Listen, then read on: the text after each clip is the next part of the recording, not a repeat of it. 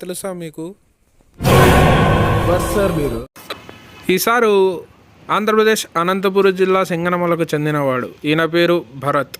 ఈయన 2024 గాను కర్ణాటక, తెలంగాణ, ఆంధ్ర ప్రాతినిధ్యం వహిస్తూ NAY నేషనల్ యూత్ అవార్డుకు ఎంపికయ్యాడు. ఈయన చాలా మంచి పనులు చేశాడు. ఆజాదీకి అమృత్ మహోత్సవం సందర్భంగా 125 క్యాంపులను ఏర్పాటు చేసి 1250 యూనిట్ల రక్తాన్ని సేకరించాడు.